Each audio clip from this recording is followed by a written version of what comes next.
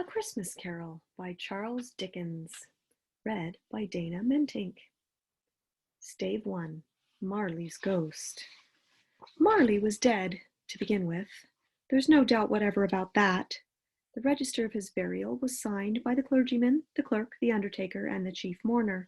Scrooge signed it, and Scrooge's name was good upon change for anything he chose to put his hand to. Old Marley was dead as a doornail. Mind, I don't mean to say that I know of my own knowledge what there is particularly dead about a doornail.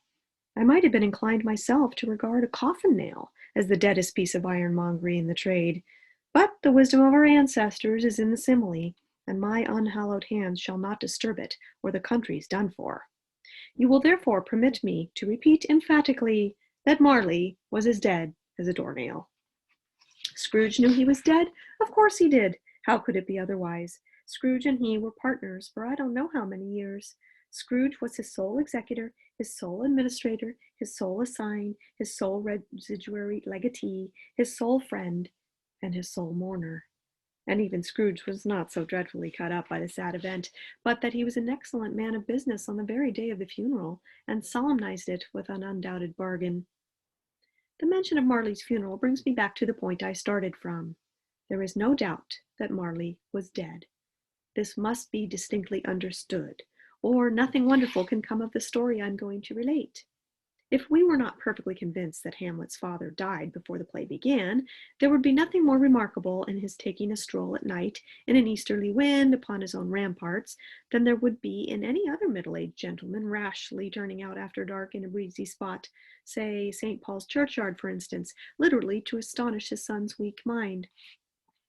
Scrooge never painted out old Marley's name. There it stood, years afterwards, above the warehouse door, Scrooge and Marley. The firm was known as Scrooge and Marley. Sometimes people new to the business called Scrooge, and sometimes Marley, but he answered to both names. It was all the same to him. Oh, but he was a tight-fisted hand at the grindstone, Scrooge, a squeezing, wrenching, grasping, scraping, clutching, covetous old sinner, hard and sharp as flint, from which no steel had ever struck out generous fire, secret and self-contained, and solitary as an oyster. The cold within him froze his old features, nipped his pointed nose, shriveled his cheeks, stiffened his gait, made his eyes red, his thin lips blue, and spoke out shrewdly in his grating voice. A frosty rime was on his head, and on his eyebrows and his wiry chin. He carried his own low temperature always about with him. He iced his office in the dog days, and didn't thaw it 1 degree at Christmas time. External heat and cold had little influence on Scrooge. No warmth could warm, no wintry weather chill him.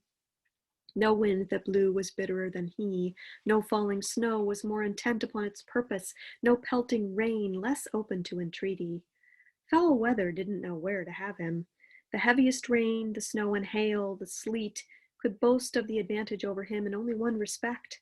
They often came down handsomely, and Scrooge never did. Nobody ever stopped him in the street to say with gladsome looks, "My dear Scrooge, how are you? When will you come and see me?" No beggars implored him to bestow a trifle. No children asked him what it was o'clock. No man or woman ever once in all his life inquired the way to such and such a place of Scrooge. Even the blind men's dogs appeared to know him, and when they saw him coming on, would tug their owners into doorways and up courts, and then would wag their tails as though they said, "No eye at all is better than an evil eye, dark master." But what did Scrooge care? It was the very thing he liked, to edge his way along the crowded paths of life, warning all human sympathy to keep its distance, was what the knowing ones call nuts to Scrooge. Once upon a time, of all the good days in the year on Christmas Eve, old Scrooge sat busy in his counting house. It was cold, bleak, biting weather, foggy withal, and he could hear the people in the court outside go wheezing up and down, beating their hands upon their breasts and stamping their feet upon the pavement stones to warn them. The city clocks had only just gone 3, but it was quite dark already. It had not been light all day, and candles were flaring in the windows of the neighboring offices like ruddy smears upon the palpable brown air. The fog came pouring in at every chink and keyhole, and was so dense without that although the court was of the narrowest, the houses opposite were mere phantoms. To see the dingy cloud come drooping down, obscuring everything, one might have thought that nature lived hard by and was brewing on a large scale. The door of Scrooge's counting-house was open that he might keep an eye upon his clerk, who, in a dismal little cell beyond a sort of tank, was copying letters. Scrooge had a very small fire, but the clerk's fire was so much smaller that it looked like one coal.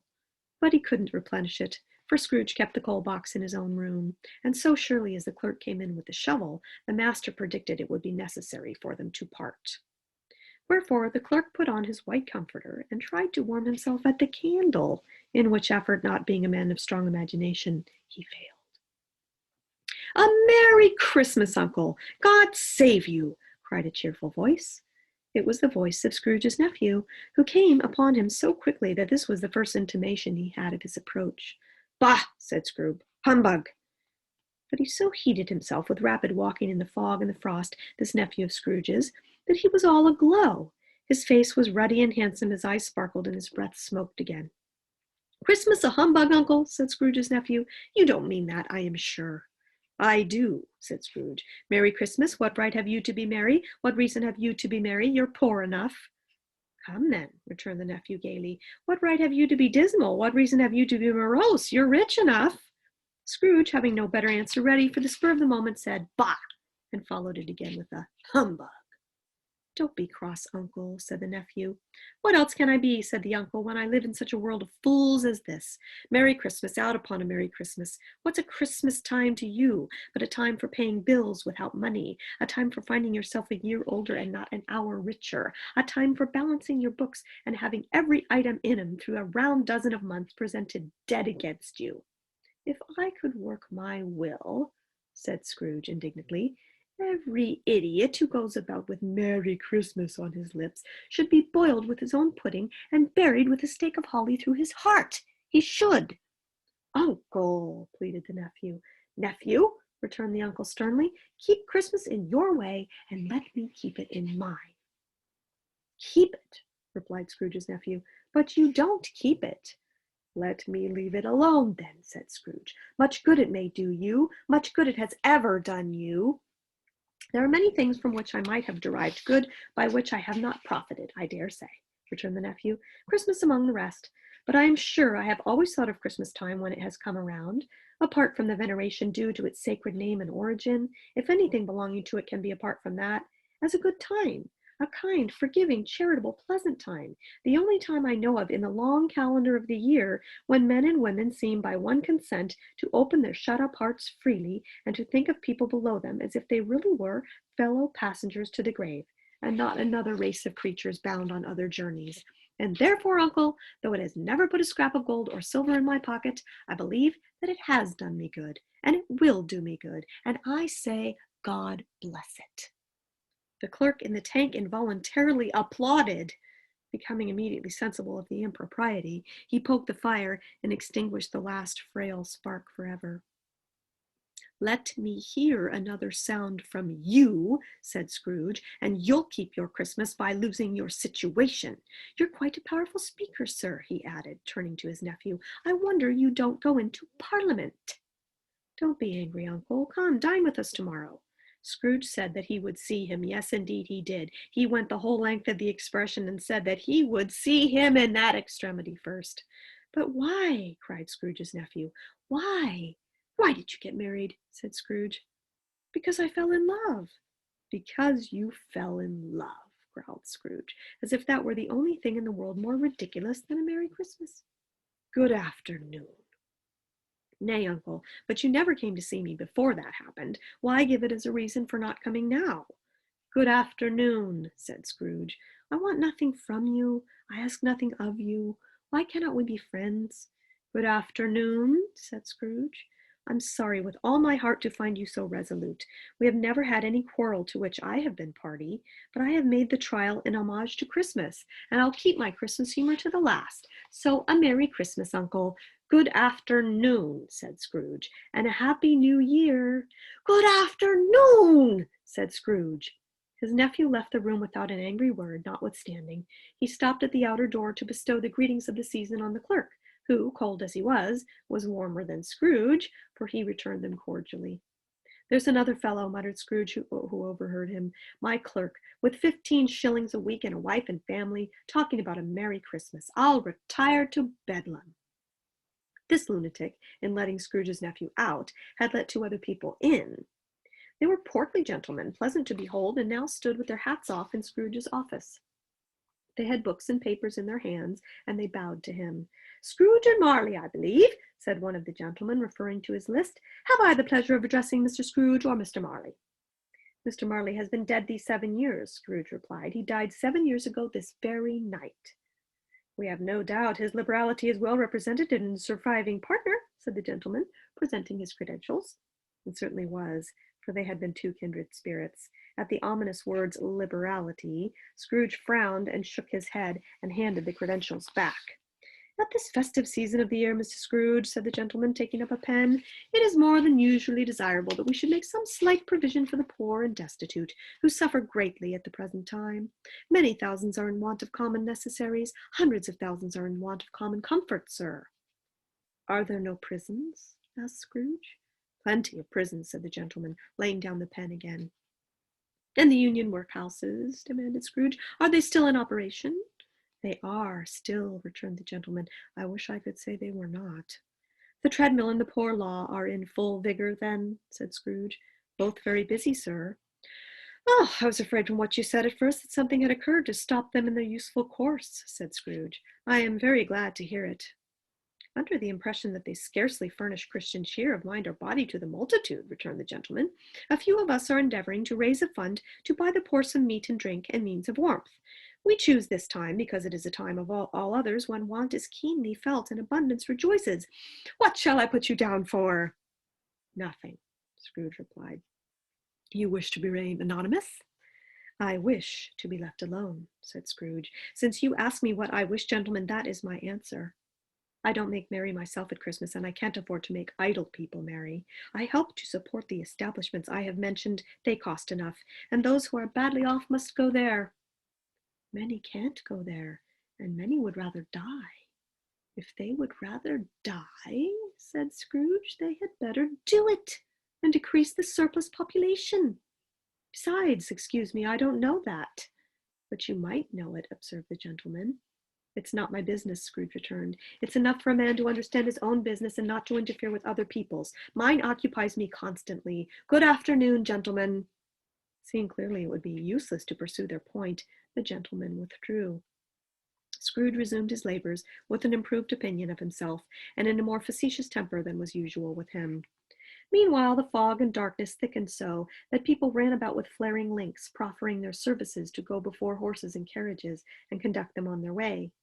The ancient tower of a church, whose gruff old bell was always peeping slyly down at Scrooge out of a Gothic window in the wall, became invisible, and struck the hours and quarters in the clouds with tremulous vibrations afterwards, as if its teeth were chattering in its frozen head up there. The cold became intense. In the main street at the corner of the court, some laborers were preparing the gas pipes, and had lighted a great fire in the brazier, round which a party of ragged men and boys were gathered, warming their hands and winking their eyes before the blaze in rapture. The water plug being left in solitude, its overflowing sullenly congealed and turned to misanthropic ice. The brightness of the shops, where holly sprigs and berries crackled in the lamp heat of the windows, made pale faces ruddy as they passed.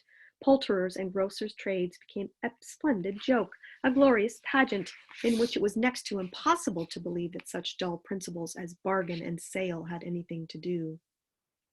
The Lord Mayor, in the stronghold of the mighty mansion house, gave orders to his 50 cooks and butlers to keep Christmas as a Lord Mayor's household should. And even the little tailor, whom he had fined 5 shillings the previous Monday for being drunk and bloodthirsty in the streets, stirred up the tomorrow's pudding in his garret, while his lean wife and the baby sallied out to buy the beef. Foggier yet and colder, piercing, searching, biting cold. If the good St. Dunstan had but nipped the evil spirit's nose with a touch of weather as that, instead of using his familiar weapons, then indeed he would have roared to lusty purpose. The owner of one scant young nose, gnawed and humbled by the hungry cold as bones are gnawed by dogs, stooped down at Scrooge's keyhole to regale him with a Christmas carol, but at the first sound of God bless you, merry gentlemen, may nothing you dismay. Scrooge seized a ruler with such energy of action that the singer fled in terror, leaving the keyhole to the fog and even more congenial frost. At length the hour of shutting up the counting-house arrived. With an ill will, Scrooge dismounted from his stool and tacitly admitted the fact to the expectant clerk in the tank, who instantly snuffed his candle out and put on his hat.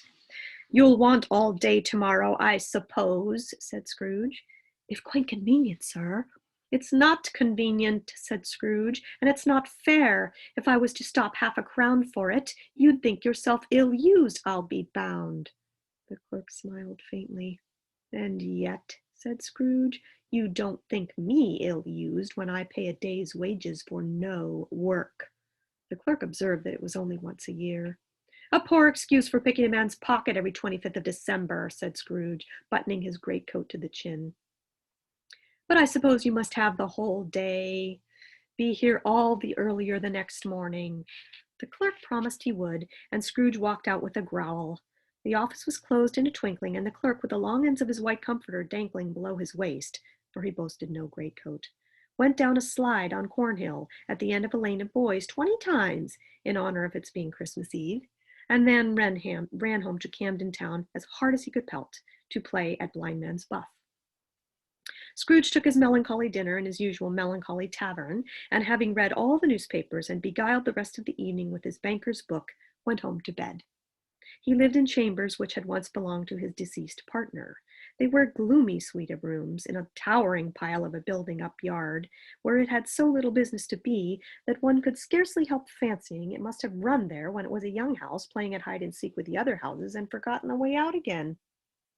It wasn't old enough now, and dreary enough, for nobody lived in it but Scrooge, the other rooms being lent out as offices. The yard was so dark that even Scrooge, who knew its every stone, was fain to grope with his hands. The fog and frost so hung about the black old gateway of the house that it seemed as if the genius of the weather sat in mournful meditation on the threshold.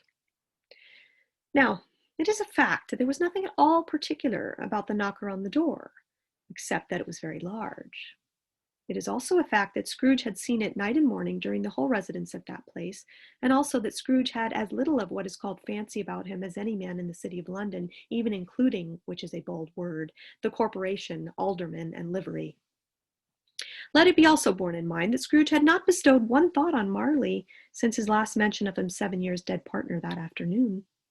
And then let any man explain to me, if he can, how it happened that Scrooge, having his key in the lock of the door, saw in the knocker, without its undergoing any intermediate process of change, not a knocker, but Marley's face. Marley's face. It was not an impenetrable shadow, as the other objects in the yard were, but had a dismal light about it, like a bad lobster in a dark cellar. It was not angry or ferocious, but looked at Scrooge as Marley used to look, with ghostly spectacles turned up on its ghostly forehead. The hair was curiously stirred, as if by breath or hot air, and though the eyes were wide open, they were perfectly motionless. That and its livid color made it horrible, but its horror seemed to be in spite of the face and beyond its control, rather than part of its own expression. As Scrooge looked fixedly at this phenomenon, it was a knocker again. To say that he was not startled, or that his blood was not conscious of a terrible sensation to which it had been a stranger from infancy, would be untrue. But he put his hand upon the key he had relinquished, turned it sturdily, walked in, and lighted his candle.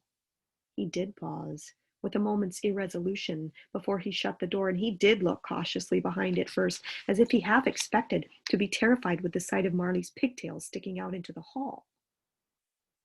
There was nothing on the back of the door, except the screws and nuts that held the knocker on, and so he said, "Pooh, pooh," and closed it with a bang. The sound resounded through the house like thunder. Every room above, every cask in the wine merchant's cellars below, appeared to have a separate peal of echoes of its own. Scrooge was not a man to be frightened by echoes. He fastened the door and walked across the hall and up the stairs, slowly too, trimming his candle as he went. You may talk vaguely about driving a coach and six up a good flight of stairs and through a bad young Act of Parliament, but I mean to say you might have got a hearse up that stairs and taken it broadwise with the splinter bar towards the wall and the door towards the balustrades and done it easy. There was plenty of width for that, and room to spare, which is perhaps the reason why Scrooge thought he saw a locomotive hearse going on before him in the gloom. Half a dozen gas lamps out of the street wouldn't have lighted the entry too well, so you may suppose that it was pretty dark with Scrooge's dip. Up Scrooge went, not caring a button for that. Darkness is cheap, and Scrooge liked it. But before he shut his heavy door, he walked through his rooms to see that all was right. He had just enough recollection of the face to desire to do that. Sitting room, bedroom, lumber room, all was as they should be, and nobody under the table, nobody under the sofa, a small fire on the grate, spoon and basin ready, and a little saucepan of gruel. Scrooge had a cold in his head up upon the hob. Nobody under the bed, nobody in the closet, nobody in his dressing gown, which was hanging in a suspicious attitude against the wall.